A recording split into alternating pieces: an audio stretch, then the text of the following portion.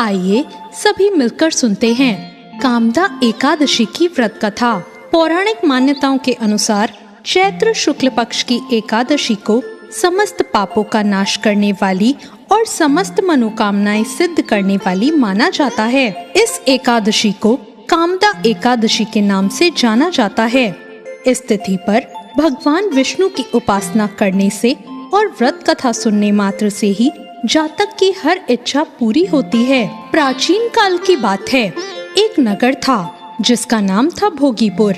इस नगर में पुंडरीक नाम का एक राजा राज करता था। पुंडरीक के शासन में ये राज्य सभी प्रकार के ऐश्वर्य और वैभव से संपन्न था। इस नगर में अनेक अप्सराएं, किन्नर और गंधर्व रहते थे।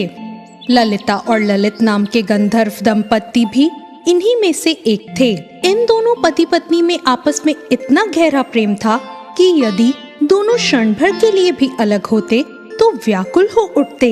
एक बार राजा पुंडरीक की सभा में ललित का गायन चल रहा था, जबकि ललिता सुर लगा रही थी।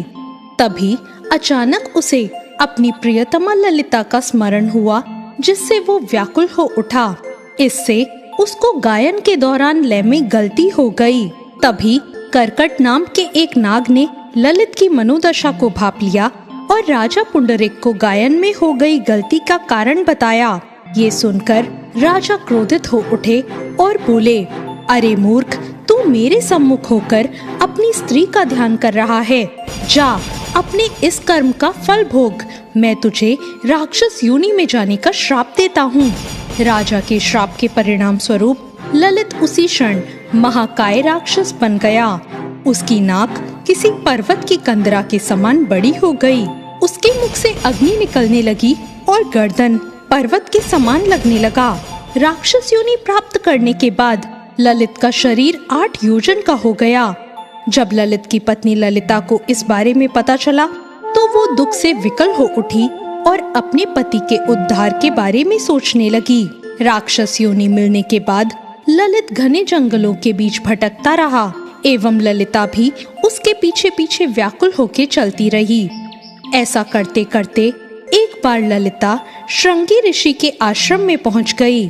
वहां पहुंचकर उसने मुनिवर को अपने पति को मिले श्राप के बारे में सब कुछ विस्तार से बताया और ऋषि से राक्षस योनि से मुक्ति के उपाय के बारे में पूछने लगी। श्रृंगी ऋषि बोले, हे गंधर्व कन्या, कुछ समय बाद चैत्र शुक्ल एकादशी आने वाली है, जिसका नाम कामदा एकादशी है।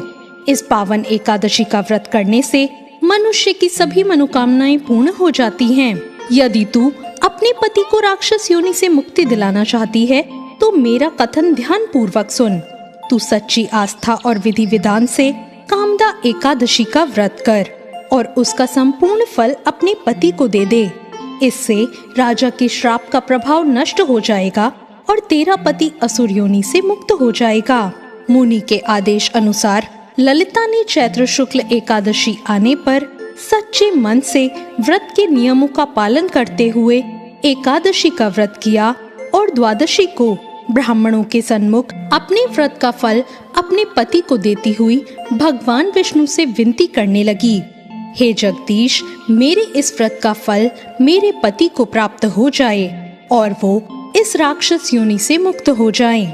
जैसे ही कामदा एकादशी के पुण्य का फल उसके पति को मिला, ललित राक्षस योनि से मुक्त होकर पुनः एक सुंदर गंधर्व बन गया और फिर दोनों विमान में बैठकर स्वर्गलोक को चले गए।